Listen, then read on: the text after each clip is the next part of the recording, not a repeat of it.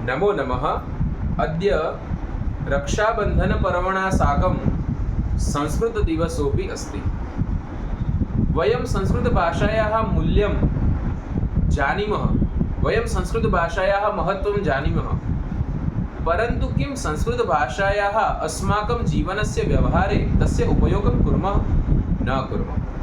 वयं संस्कृतभाषां केवलम् अङ्कान् लब्धुम् एव अभ्यासक्रमे पठामः। संस्कृतभाषा सरला भाषा अस्ति। वयं अस्मिन् विषये वयं सर्वाधिकान् अङ्कान् प्राप्तुम् अर्हामः। एतदेव अस्माकं कारणमस्ति संस्कृतभाषायाः पठनाय। किन्तु संस्कृतभाषायाः महत्त्वं, तस्य मूल्यं ग्रन्थेषु लिखितमस्ति, किन्तु अस्माकं जीवने, अस्माकं व्यवहारे तस्य अस्माभिः पालनं नैव कृतमस्ति।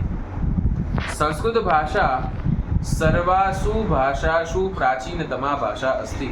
संस्कृतभाषायामेव सर्वेपि ग्रन्थाः निहिताः सन्ति। संस्कृतभाषायां सर्वाः विद्याः निहिताः सन्ति। संस्कृते संस्कृतिर्ज्ञेया। संस्कृतभाषायां संस्कृतिः निहिता अस्ति। संस्कृते सर्वं समाविष्टम् अस्ति।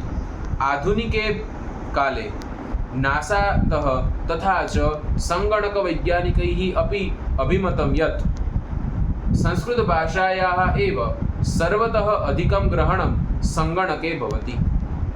कारणं संस्कृते ये वर्णाः यथा लिख्यन्ते ते वर्णाः तथैव उच्यन्ते अपि।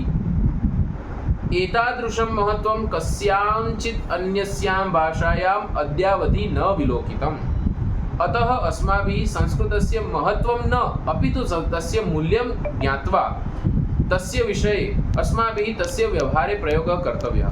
यादृशमपि भवान् संस्कृतं जानाति तादृशस्य संस्कृतस्य तव व्यवहारे, भवतां व्यवहारे तस्य प्रयोगं कुर्वन्तु। तेन किं भविष्यति? तेन भवतां समेषां मस्तिष्कमपि प्रफुल्लितं भविष्यति, तथा च सकारात्मकं भविष्यति। So, this is not to tell that Sanskrit is the mother of all languages.